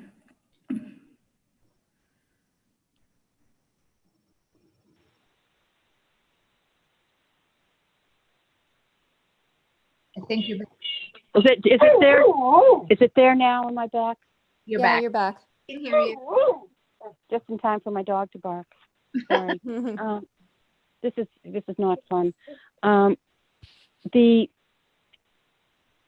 thing is, you can't choose unless you're out there to look, because you have to see what's growing. So it really has to be a site visit. It doesn't matter when the last time it was done. We definitely can't do E again. I wasn't suggesting that, because that will be a sassafras forest and other trees as well. But we should look and try to see. And then one thing that Ted from the U.S. Fish and Wildlife had said is that he said to us, you may wish to, choose an area and be steady with it, not mowing, like a couple of years, or go between two areas or something, and maybe not mow more than we haven't been mowing, leaving a larger area not mowed. If you recall, when we originally had the Conway School plan, everything aside from the grasslands, E, F, G, all of those were planned to be, the schedule was 2 to 3 years. And then the backside of the summit H was once every 3 to 5 years, which we know that was nuts, but there is some value in not mowing more. And Dr. Jagier thinks that the diversity of insects has increased by our not mowing as frequently also. Yeah. So it's just something to look at. I think, it's like everything, it was easier to just mow everything. But I think we could, we have to flag the pussy willow and the roses again, or decide whether we want to or not. And then that's a site visit. Yeah, And then we can decide. I can get out this weekend. I'm around. I'm always Okay. Well, Saturday looks sunny at 46. great. Partly sunny. No, I'm sorry. It just changed to rain. It just changed. And snow on Sunday, but we could try to find something. Yeah, so I'm not going to reach out to Twin Pines till we decide what we're not mowing and it's all flagged. So is there a time that I don't know how many people could get out there with me? Is there a time that works for those interested in doing a site visit? I'm flexible. Just not Sunday between 11:30. I mean, not Sunday after 1, anytime on Saturday. Yeah, this is a crazy time of year for me, but I guess Saturday, possibly late morning or early afternoon. I don't have stuff on Sunday right now, I guess. How about 11 on Saturday? Possibly. We Okay. just have to see how things go. Okay. All right, so 11. For anyone able, and we'll flag, that we'll do a walk and decide and flag, and then I can circle back with Twin Pines. Anything else on mowing? Anything on Beecology Garden? Oh, yeah.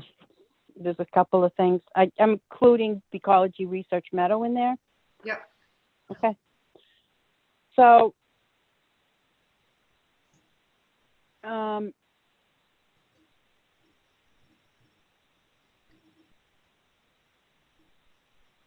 just a few things.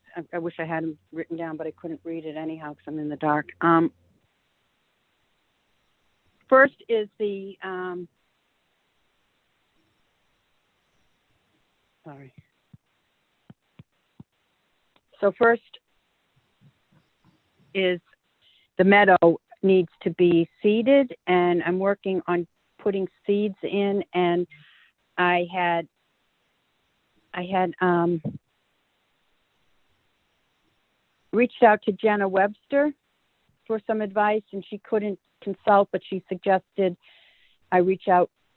They don't do email phone consult, so she suggested I reach out to this guy in Ashland who I met last Sunday, Fluke, and you know, I said, well, could you come take a look for half an hour and provide some advice? And it seems he's going to, you know, 4 hours later, he had taken soil samples and helped me measure, and he's heading into a slow season, so he may be one of these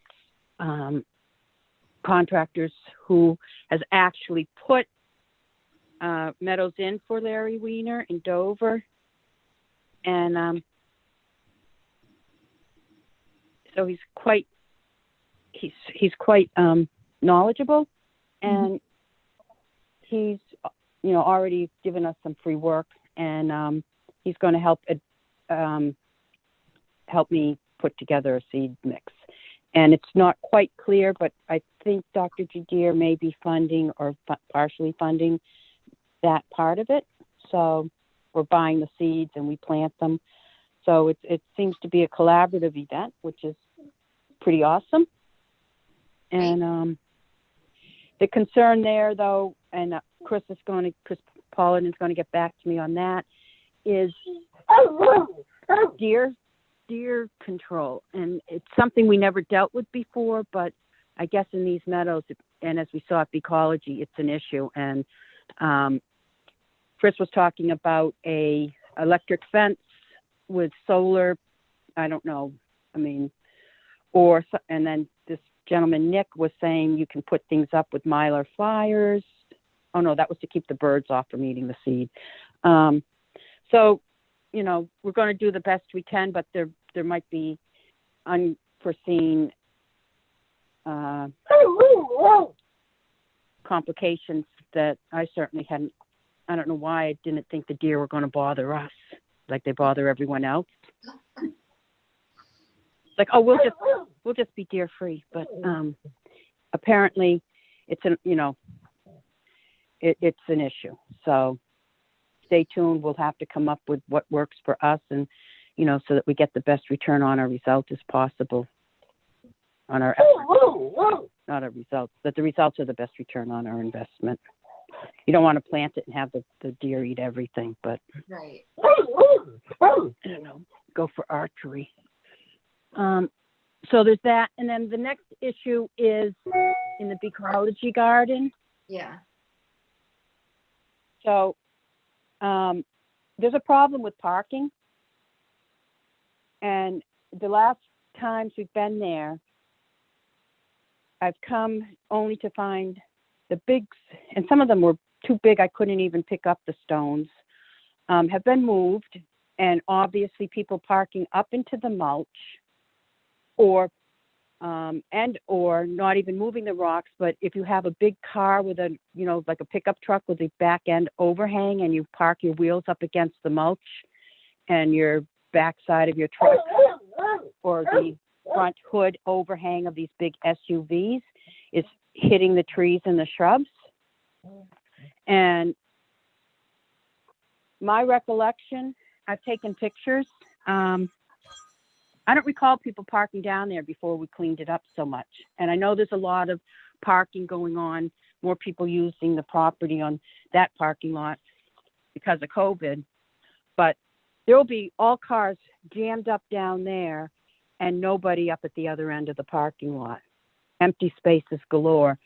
And one time when we were doing some work there, and we had tables, had been for the seed workshop there, Yeah. tables that Emily had taken out of her car and laid on the ground.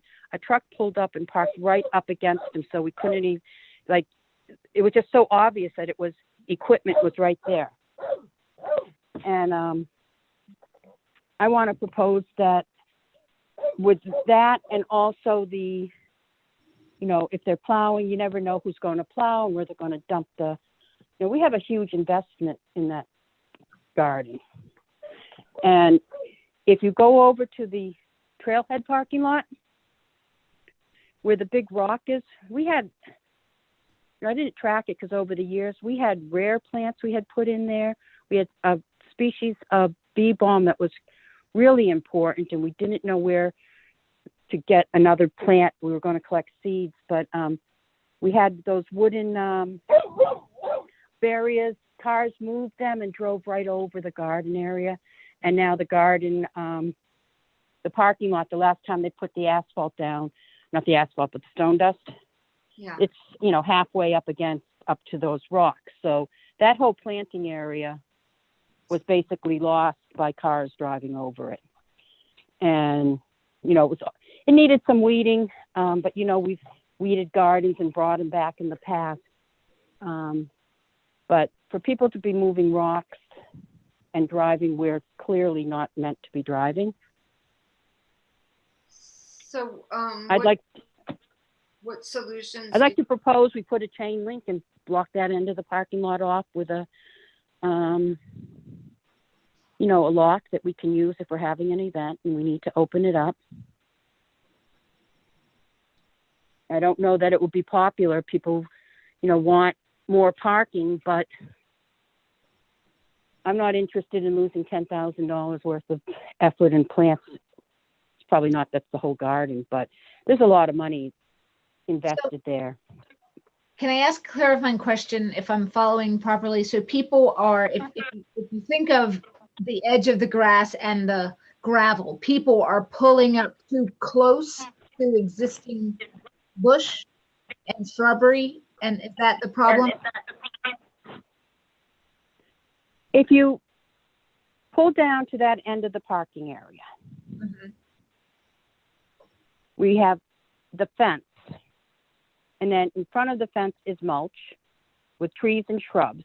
And at the edge of the mulch, there are big rocks. And then there's an area where you can park up to those rocks.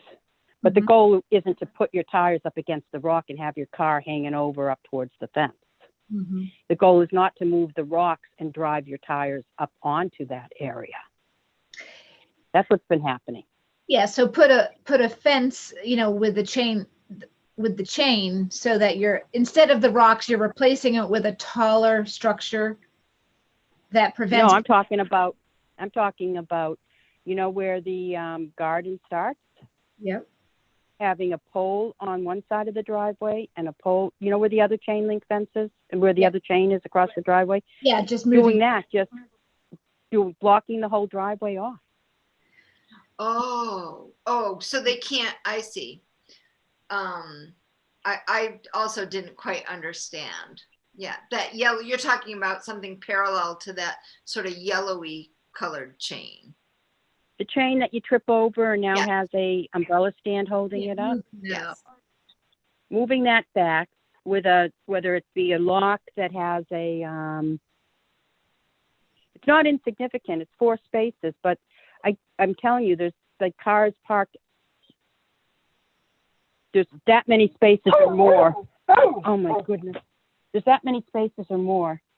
Not, maybe once or twice there's been a lot of parking, and it's probably coming out of the season where this is happening as much. Right. But given what happened in the other parking lot, once they start, they won't stop. It's the entitlement that, I don't know why you would go and move those rocks Right. because I'm going to park here. And before you lose 4 spots, couldn't you try putting up something like I was describing where it's a taller preventative barrier along, instead of the rocks, it would just be taller so it'd be more obvious for people. And that way you're not If losing. you want to put a stockade fence up, How about those fiberglass driveway markers? I could put those up quickly. put what up? Fiberglass driveway markers? Driveway markers? They're moving boulders. Yeah, but I like that. I'll string something between them, so it's pretty evident that we don't want you in there. Yeah, I guess I feel like cutting off all that parking space for a couple of bad actors when so many people are using the property, I'm a little bit uneasy with it, and I want to protect. I'd almost like, can we get like bigger boulders? Yeah, Well, want to take the boulders from the other side that they, and carry them over and just get rid of the part. You know, I'm sorry, I'm upset about this, but we've lost a garden and that was upsetting.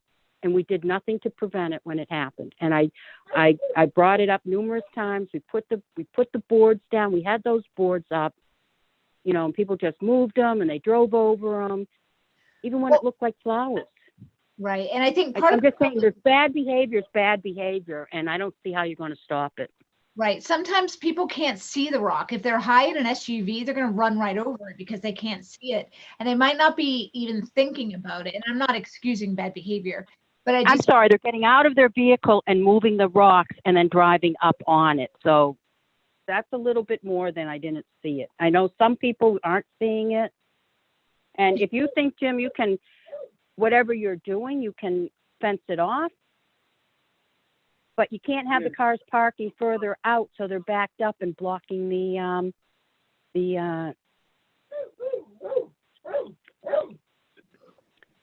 Well, let's try- the fire entrance. I can get that up there tomorrow, and we'll see what it does. Thanks, Jim. Yeah, I would say let's try that before we do the block off those, you know, more of the space for people pulling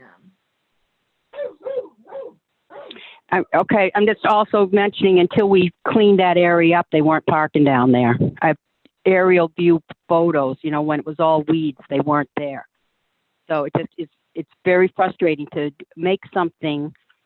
It's not just to be a science research and conservation value of a project, unlike, you know, of significant research value and attractiveness for people. You know, people are going to get great value from it, and that just the inconsiderateness of it is just really frustrating to me. Yeah, I bet. Yeah. After losing one garden already. So, and then to see the empty spaces because people are going for a walk, but they can't park their car 10 feet away. They have to drive up on a garden area. So, yeah, I'll be happy to see what Jim comes up with. I'm not looking forward to the consequences of taking away a parking space, but I think it's another issue for us to talk about. Like, town forest or getting people to use other open space in town. And one of the problems is dog walking. I shouldn't say one of the problems, but one of the reasons Breakneck Hill is so popular is that people go dog walking there, right? Right. So that support of a dog park. We need a dog park here in Southborough. Yeah. We need that. Also that people don't want a dog park. They want to let their dogs run free in a big area like they do at Breakneck too. So I don't know where else that could happen. And another thing is more parking, you know, it's for other trail areas. Like I thought there was one at the corner of White Bagley and is that Framingham Road? Right. You mean at For the Reservoir Trail? at the triangle there? Yeah. Yeah, so technically we couldn't put official parking there because of the safety issues, but lots of people park there, including me, and I'll continue to do so. So what's the safety issues? Chief Paulus went out there because one of our Eagle Scouts, we put up those the kiosks, and his plan initially was to put a parking lot there, and Chief Paulus could not sign off on it because it's such a busy intersection. It really is tricky because it's a three-way. Like you've got Framingham Road, you've got Route 30, and you've got White Bagley right there at that intersection, and it's really hard to have direct cars out. But people do it all the time because they're using it for fishing, but it's unofficial, not official. So I'm just suggesting this isn't really a stewardship committee issue, except for where can we increase parking. One of the things for the town forest is the other cul-de-sac and having, but you need that trail coming in, which is why I was asking about that other trail. The end of the cul-de-sac, you know, near the Mass Pike. Yep. Yep. There's a couple Um, spots there and a couple spots at the Because we also don't want, we want people using Breakneck Hill, but do we want to make a big, like we could take the parking lot at the trailhead and double it in size. I mean, that's not something we want to do, right? maybe not double, but if there's an expansion that makes sense within the, you know, Into But that it wa- grassy area? Yeah, Oh, not on the side near the Bumblebee Garden, but where the wooden fence is. You have wetlands over there, so that would be something to address. But we put this other parking lot in. And then the question, I looked at it and it was like, well, then the trail would have to be moved because you can't have people with dogs and little kids walking behind where the traffic is so much. I know they get dumped into the parking lot, but it's different than, a bigger parking lot to get through it, I think. Just a consideration, but the point is how many people is, when do you get too much use? And I know it's conservation land. It's not a,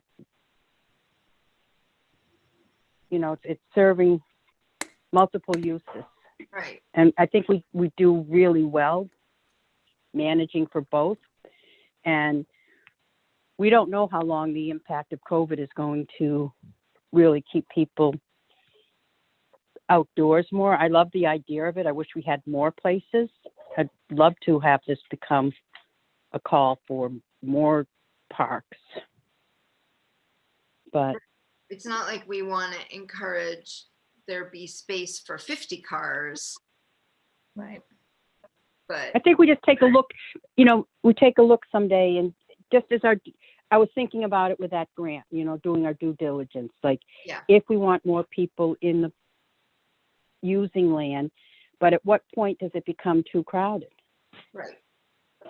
And then the conservation values start to deteriorate. Right. So- There's all those And how things many are always at tension. Yeah.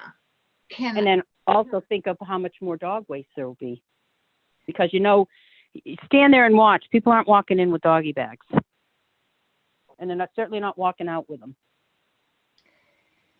So can I ask a question based on your observation, everyone's observation this year, given the trails at Breakneck Hill may have received more use than maybe in years previously? Have you noticed, aside from maybe more dog waste, have you noticed like the overuse conditions happening in any way that concerns you? I'm just curious from your perspective and experience at Breakneck Hill, what you've seen this year as compared to other years.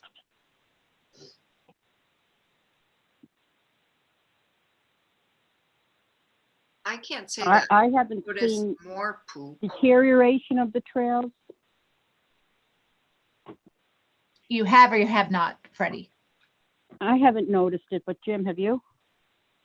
I've not noticed deterioration. There's definitely a lot more people.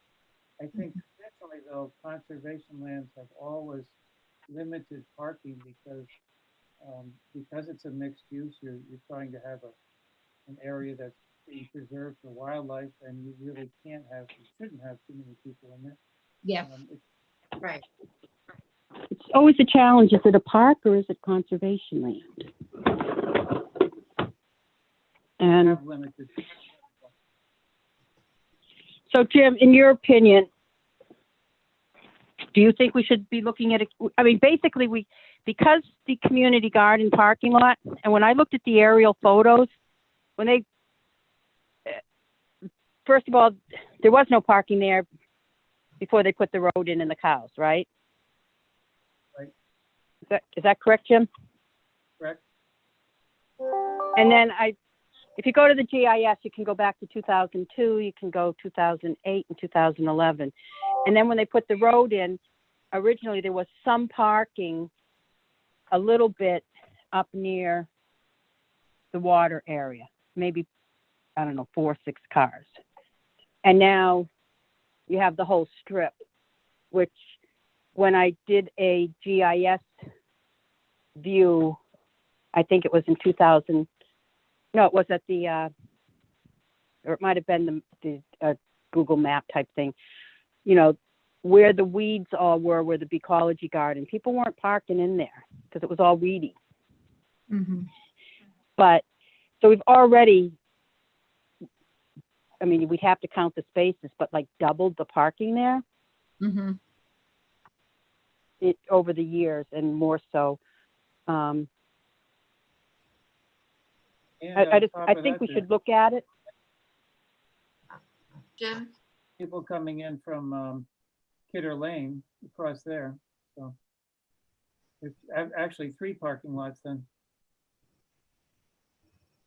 Are you saying people have been or Oh, Yeah. people are definitely coming in from Kidder Lane. walking, you mean, or parking over there? They're parking over there and coming in.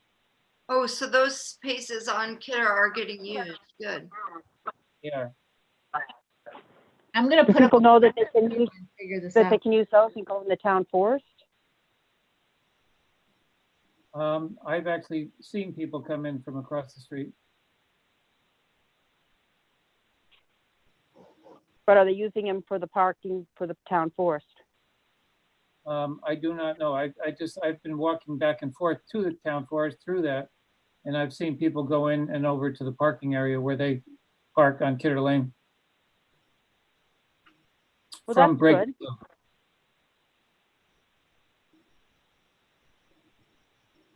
That's good. It's 3 spaces. It'd be nice if they were going into the town forest from there, though. I think Cat trail naming and the mapping would be helpful too. Yeah, it could identify those spots. Yep. And actually, I'm working with Sudbury Valley trustees on the updated mapping information. So he's asked me to confirm that what we initially mapped is true. And so that's when I was going to add that extra trail. I'll make sure that he's parking outlined where we have it, because Sudbury Valley trustees manages that map for the Wilfred. So they happen to, you know, they said they would be open to updating the trails after that GPS. So I'll make sure those parking areas are noted. I don't think it would go over with the neighbors, but we do have a road going in off of Woodland Road down closer to Route 9. Oh, I know where you're talking about. And that was supposed to be gate kept on it? clear. Next to where Phil Bevins lived. Yeah, right. It's a 55-foot wide entrance.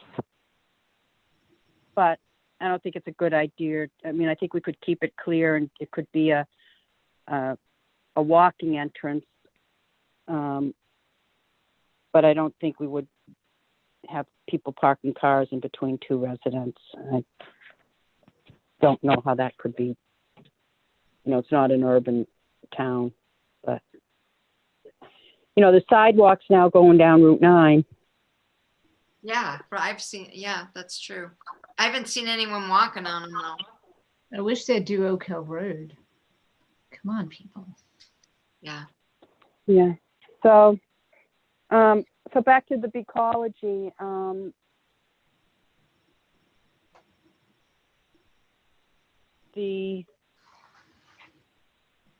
If Jim does that, maybe I'll be really happy. It's just like, you just don't know what it's like seeing those rocks moved. It's like, really?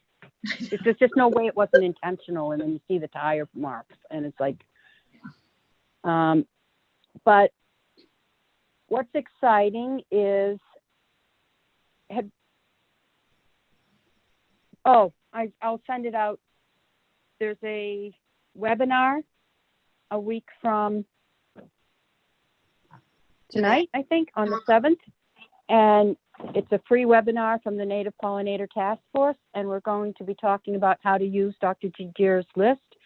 And we're using Breakneck Hill as an example for the first portion of it. I'll be talking about putting in the ecology research garden and having Bombus fervidus show up almost immediately, in the fact that on Wallflower Hill, we've had those gardens for years and never had the at-risk bees there, and how, you can use his list to make even an existing garden better, or how you can use it to start from scratch. And then there'll be other topics. I A am, fun and fascinating evening. yeah, I registered for that, Freddie. I saw that. I just got the list today, but thank you. Yeah, Is there a space limit on that? Is there a what? A space limit on that? A face woman? Space limit. Can I still sign up for it? Yeah, there is at 100. So, with a holiday and everything, I asked how many had registered. I just didn't, we put it out like last week. I didn't know that it would be that many, but I think we're over 50 already. Is that in the, did you post a link to that in the, on the Facebook page on the Native? I did, but I can also email it to you. It's always, so yeah, it's great if you come. I have conservation agents and commissioners from many communities. The woman who works at MACC, Mass Association of Conservation Commissioners, she contacted me because she posted on their calendar. So even though we're focused on Metro West, people across the state are very interested in this. I have conservation commissioners from Wellesley and Weston, their agents are coming, Marlboro, so what we're doing at Breakneck Hill is pretty significant and getting lots of good press in other towns. That's great. Lots of conservation commissions are very interested in what we're doing. Nice. So, yay us. Yay, us. Yeah, I'm Yeah. looking forward to that. To remember to write it. We're what we are is, we're just like the workshop. We're volunteers, finding out and learning and educating ourselves and then doing it. We're not like professionals in the field. So it's not a webinar like, with the top-notch botanist, but it's someone, we're people who have learned from Dr. Jagir's presentations and are implementing it. And you can too. That's the message, and people seem to really like it because there's repeat business. Let me say that, right? Nice. So that's it on Ecology, I think. Yeah, I think we've been through all our agenda items. Is there any other business that we need to cover? I want to say thank you. It's been really hard for me. I'm on the phone. I'm in the dark. My dog is barking, and my husband is freaking out. When are they turning the lights on? Like I know, or when the rain's going to stop. So thank you for being, having to deal with all that chaos in the background. Well, we appreciate you being able to still dial in. Jenny, were you going to say something? Oh, I was just going to say, well, no worries to Freddie. It was perfectly all right. And a big thank you to Jim for pulling, I think it's 13 out of the 14 no spray signs. So I just had to pick them up, and I grabbed the last one from Walnut. Jeff and I grabbed that last, I think, a week and a half ago. So yeah, so those are all down. Thank you, Jim. Thank you, Jim. Thank you, Jen, for putting them up. Thank you, Jenny. One of the other things is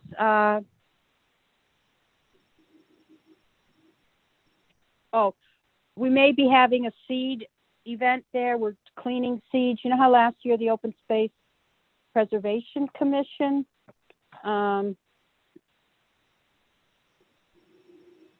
did a seed workshop at the library, but we can't go inside. So we're still trying to figure out how to do, we're doing small groups, cleaning seeds. The trouble we run into is it's just the weather. It is December and, and the wind. You might get a sunny day, but it's too windy and everything blows around. But we're hoping to put something together, and we may use, I don't know if it will be there, but we could use the garden for like picking up seeds or something. So it's an activity to get these plants throughout the town, but also to be growing these plants to be using at Breakneck Hill again, like you did, Joyce. Yeah. Oh, and Jim, we already voted on this, but we haven't come up with a plan. I keep getting new information on how to, create something to grow the plants in pots, like the pots we have from the plants. Listen to me. It's too long. We have empty containers from the plants we planted. So we could use those instead of milk jugs. There's a way of doing that in addition to the milk jug. Didn't you do that, Joyce? Yeah, I did it in different containers that weren't milk jugs, and I have about 6 of those containers left. Did that work as well? I think so. I mean, I got a lot of plants, so yeah. But the problem is you need shade to do it. Well, I think it needs to be in shade. Well, you just put them on I just put them behind my shed in the north side of my Yeah, property. so we're talking about at Breakneck Hill. So we're still looking at that, but that's a project. I'd ask Jim to build a cold frame, like some, but we don't really need a cold frame, but maybe just a frame to put them in. And I also heard it was a really good idea to put that wire fencing on the bottom so moles and voles and mice don't come up the bottom and eat everything. Right. And then you put it again on the top so they don't come down in the top. So that's something we're still going to work on, correct, Jim? It just got more complicated. How do you get into the middle then? How do you what? You have wire in the bottom, a wire in the top. You need it to open then? The wire on No, the you top just lays on top, and then you just weight it with like a brick or something. Okay. Yeah, this isn't an enclosed thing like a cold frame. You don't need a lid. It's open to the air. We may not even need a frame. The frame I just thought was something other people do. Maybe we just do bricks. Yeah, I still need to go and see if there's that screen that I thought there was at my dad's house. I haven't looked yet. Okay, and then it's also the shade is the issue, I think, because you can't have it baking, I guess. Right. That's why a shed is good. I know where there's a shed.